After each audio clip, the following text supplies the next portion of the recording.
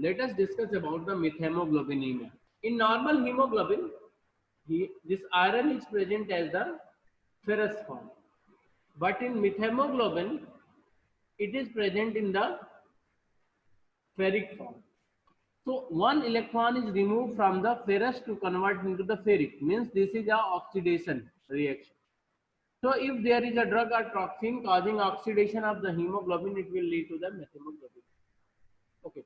Apart from that, this methemoglobin is converted into hemoglobin by reduction reaction with the help of methemoglobin reductase or NADP diphorase enzyme.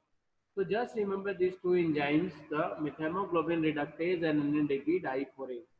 These convert methemoglobin to the hemoglobin.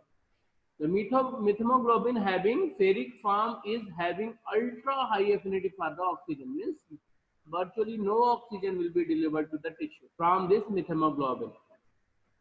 And the hemoglobin appear as a bluish brown color. So it can imitate cyanosis. Means patient is having methemoglobinemia can be confused with the cyanosis. Okay. Methemoglobinemia can be divided into the two parts. Sometime it is congenital present by the birth and sometime it is acquired during the life. So acquired causes, these are the drug and toxins causing methemoglobinemia, and one of the drug responsible are nitrates. Some of the cardiology and anesthesia drug are having nitrates. This nitrous oxide can lead to the methemoglobinemia, and nitrates are one of the examples. For congenital, there can be the defect at two levels. One, this hemoglobin is having two parts, heme and globin. If there is a some mutation in the globin known as hemoglobin M evata, where this globin part stabilizes heme in the ferric form. So this is known as the hemoglobin M evata, where this globin mutation stabilizes iron into the ferric form. And second is enzymes causing conversion of methemoglobin to the hemoglobin, like methemoglobin reductase or diphorase, get mutated, leading to the methemoglobin, because the conversion of methemoglobin to the hemoglobin is hampered. Then how to diagnose this patient?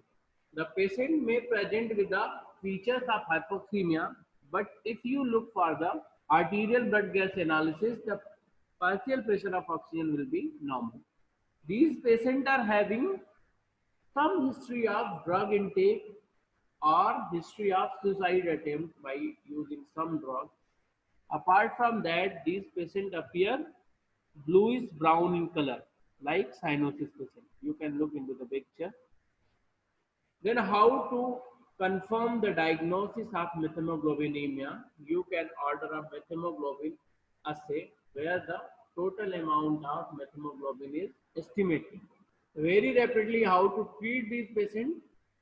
So if methemoglobinemia, if it is more than 15% of total hemoglobin is methemoglobin, then patient present with a feature of central hypoxemia. Means patient will be having altered behavior, increased somnolence, dizziness, headache, and all. And if this total concentration of methemoglobin fall beyond 60%, it is lethal to the patient.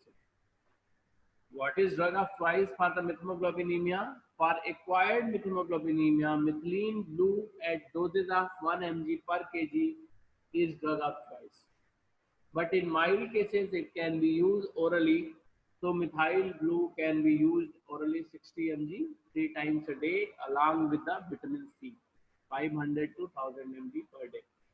In congenital cases of methemoglobinemia, they usually do not require treatment except they should be advised to avoid oxidative stress. And they should ask to reveal their diagnosis to the treating physician so that they should avoid the oxidizing drugs like anti-malaria. Okay. So this is about methemoglobin. So what you can remember, while in hemoglobin, iron is in ferrous form, but methemoglobin it is in ferric form and it is bluish brown in color. There, methemoglobinemia is of two types, congenital and acquired. To diagnose, we should order for the methemoglobin assay and treatment is methylene blue. And 60% of the methemoglobin fraction is lethal to the patient.